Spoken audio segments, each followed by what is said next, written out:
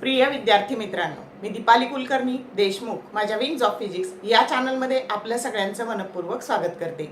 आपण सीईटी परीक्षेसाठी most repeated question जे काही आहे त्याची सिरीज बघतो आहोत. त्याचा मी तिसरा भाग अपलोड करते आहे. चॅप्टर आहे रोटेशनल डायनॅमिक्स. आणि बघा, यात हे प्रश्न खूप सारे रिपीट होतात. तुमचा कमी वेळात छान अभ्यास व्हावा म्हणून आपण ही सिरीज सुरू केलेली आहे. तर काळजीपूर्वक बघा आणि शेवटी त्यातले शॉर्टकट्स जे आहेत ते नीट बघा, म्हणजे तुम्हाला त्याचा परीक्षेसाठी चांगला उपयोग होईल. वेळ न घालवता सुरू करूया आपण आजचा पहिला प्रश्न. तर हा प्रश्न सीईटी 2020, 2022 आणि 2025 ला विचारलाय. 4 particles each of mass capital M are placed at the corners of the square of side L. The radius of gyration of the system about an axis perpendicular to the square and passing through its center is option A capital L, B L by 2, C L by 4 and D L by root 2. तर आता बघा, आधी situation लक्षात घ्या आणि मग आपण सोडवू. एका सेकंदात उत्तर मिळणार आहे. समजा याला स्क्वेअर कन्सिडर करा. हे 4 पार्टिकल इथं त्या स्क्वेअरच्या 4 कॉर्नरवर बसलेले आहे आणि याच्या सेंटर मधून जाणारा जो परपेंडिक्युलर ऍक्सिस आहे त्याच्याबद्दलची रेडियस ऑफ गायरेशन आपल्याला काढायची आहे. मग आता बघा, इथे आपल्याला जर हे एल असेल, हे एल असेल, हे एल असेल तर हे अंतर √2 एल येतं. नेहमी लक्षात ठेवा. जर हे 5 5 5 दिलं तर 5 √2 येणार. आलं लक्षात? ती लेंथ घ्यायची आणि √2 ने गुणायचं पायथागोरस नुसार. सोपी ट्रिक लक्षात ठेवा. पण आता आपल्याला एवढंच अंतर पाहिजे, म्हणजे √2 एल त्याच्या निम्म म्हणजे √2 एल डिवायडेड बाय 2 हे अंतर ऍक्सिस ऑफ रोटेशन पासून, आणि तीच रेडियस ऑफ गायरेशन असणार आहे. मग आता ह्या 2 ला कसं लिहिता येईल आपल्याला, तर √2 एल इंटू √2 इंटू √2. मग √2 काय झाले, कॅन्सल झाले आणि शिल्लक काय राहिलं, एल बाय √2, जो करेक्ट ऑप्शन डी आहे. समजलं? एवढा सोपा उत्तर आहे. एका सेकंदात तुम्हाला उत्तर देता येणार आहे. समजलं का?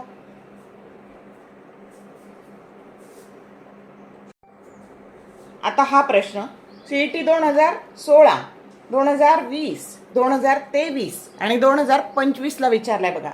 Late capital M and capital L be the mass and length of a thin uniform rod. In first case, axis of rotation is passing through center and perpendicular to the length of the rod. And in second case, axis of rotation is passing through one end and perpendicular to the length of the rod. The ratio of radius of gyration in first case to that in second case is option A 2:1, option B 1:2, C 1:4 and D 4:1. आता आधी situation लक्षात घेऊ की हा असा rod आहे, त्याचं मास capital M आहे आणि त्याची जी लेंथ आहे हे मास कॅपिटल एम आहे, लेंथ कॅपिटल एल आहे. आणि आधी हा जो ऍक्सिस ऑफ रोटेशन आहे त्याच्याबद्दलची रेडियस ऑफ गायरेशन आपण त्याला केसी म्हणू, आणि नंतर हा जो ऍक्सिस आहे त्याच्या वन एंड मधून पास होतो त्याच्याबद्दलचं मग वन एंड म्हणून त्याला केई म्हणू. तर याची रेडियस ऑफ गायरेशन आणि याची रेडियस ऑफ गायरेशन त्याचा रेशो किती हे आपल्याला विचारलेलं आहे. प्रश्न समजला का? मग आधी तुम्हाला मोमेंट ऑफ इनर्शिया पाठ पाहिजे. मग आता बघा, आपल्याला माहितीये की I that is equal to mk². हे I moment of inertia, m त्याचं मास आणि k² रेडियस ऑफ गायरेशन चा स्क्वेअर. मग k बरोबर काय झालं, √I/m.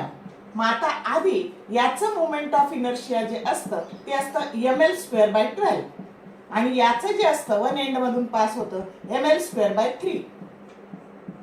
मग आता काय झालं, याचं जर अंडर रूट घ्यायचं तर mm काय झालं, निघून गेलं. m ने डिवाइड करायचं आणि स्क्वेअर रूट घ्यायचं. कशाचं, √L²/12 डिवाइडेड बाय √L²/3.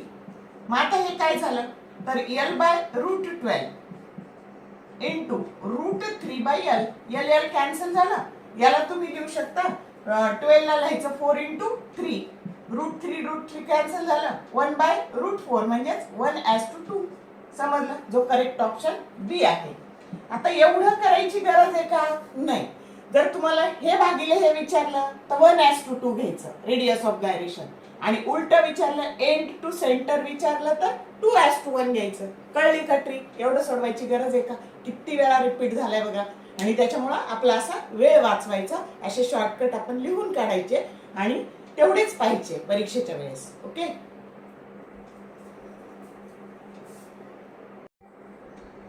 आता हा जो प्रश्न आहे तो सीईटी 2020, 2021 आणि 2025 ला विचारलाय. The movement of inertia of a thin uniform rod of mass capital M and length capital L about an axis perpendicular to its length of the rod and at a distance L/4 from one end is. Option A ml²/6, option B ml²/12, option C 7 ml²/24 and D 7 ml²/48. तर आता बघा आपल्याला या axis बद्दलचा moment of inertia विचारलंय की जो centre पासून L/4 अंतरावर आहे. आलं लक्षात? मग आता आपल्याला कोणता थेरम वापरावा लागेल? Theorem of parallel axis. मग आता बघा IO याला आपण O म्हणू आणि याला IC म्हणू. मग आता बघा हे IO काढायचंय तर IO that is equal to IC प्लस MH². मग आता IC सेंटर मधून त्या रॉडच्या सेंटर मधून जाणारा त्याच्या प्लेनला परपेंडिक्युलर असणाऱ्या ऍक्सिस बद्दलचं मोमेंट ऑफ इनर्शिया असतं ml²/12. मग हे झालं बघा ml²/12 प्लस m किती अंतरावर काढायचंय? L/4 चा स्क्वेअर. आणि आता याला सोडवायचं. ml²/12 plus ml²/16. आता हे झाले बघा एलसीएम झाला 12 गुणिले 16 आणि इथे आले 16 ml² प्लस 12 ml². आता हे झाले 28 ml² बाय 12 गुणिले 16. आता जेवढं सिंपल करता येईल तेवढं सिंपल करू. आता याला 4 नी झालं 4 7 जा 28 आणि 4 4 जा 16 आणि 12 4 जा 48 म्हणजे 7 ml²/48 ही जो करेक्ट ऑप्शन डी आहे. समजलं का? आणि सोपं एवढं करण्यापेक्षा लक्षात ठेवलं की सेंटर मधून त्या रॉडच्या सेंटर मधून जाणारा प्लेनला परपेंडिक्युलर असणाऱ्या ऍक्सिस बद्दलचं मोमेंट ऑफ इनर्शिया ml²/12. त्यानंतर हे अंतर L/2 वर असेल तर ml²/3 कोणता एंड असू द्या हे किंवा हे, आणि बरोबर त्याच्या मधून जाणारा जो ऍक्सिस आहे त्याच्या बद्दलचं moment of inertia 7 ml²/48. Directly लक्षात ठेवा, एवढं करत बसू नका. समजलं का?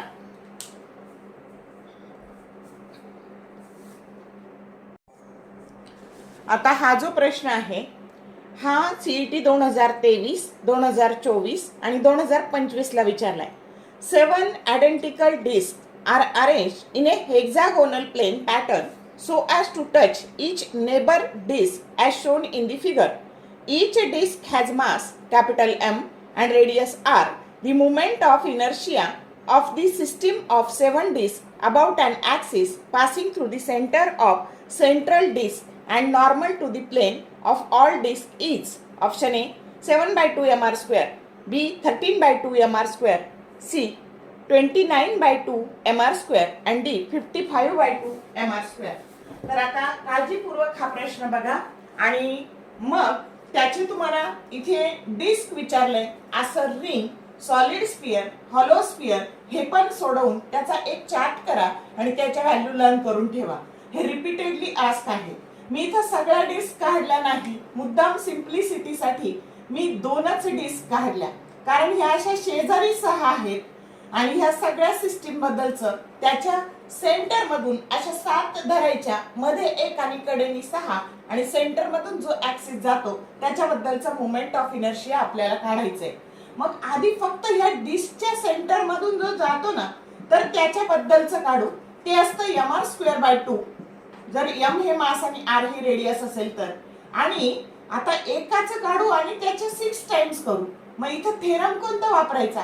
तर थेरम वापरायचा थेरम ऑफ पॅरलल ऍक्सिस. हे टोटल अंतर झालं 2r दोन ऍक्सिस मधलं आणि ह्या ऍक्सिस बद्दलचं मोमेंट ऑफ इनर्शिया आहे mr²/2 प्लस आता मास आणि आता हे झालं मास आणि त्या दोन्ही याच्यातलं जे अंतर आहे त्या अंतराचा स्क्वेअर म्हणजे 2r चा स्क्वेअर म्हणजेच 4mr स्क्वेअर.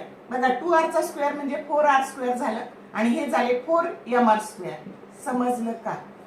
मग आता इथे आपल्याला mr स्क्वेअर बाय 4 2 प्लस आता हे झाले बघा 6 4 2 जा 8 हे झाले 9 स्क्वेअर बाय 2 आणि मग हे झाले mr स्क्वेअर बाय 2 प्लस 6 9 जा 54 mr square by 2 that is nothing but 55 mr square by 2.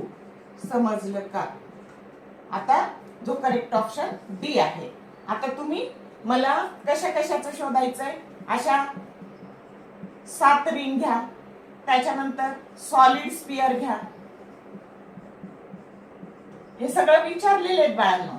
त्याच्यानंतर हॉलो स्पियर घ्या आणि मला उत्तर कमेंट बॉक्स मध्ये सांगा. ओके. तर बघा, व्हिडिओ आवडला असेल तर लाईक करा, शेअर करा, कमेंट करायला कंजूसी करू नका. All the best for your study and thank you for watching this video.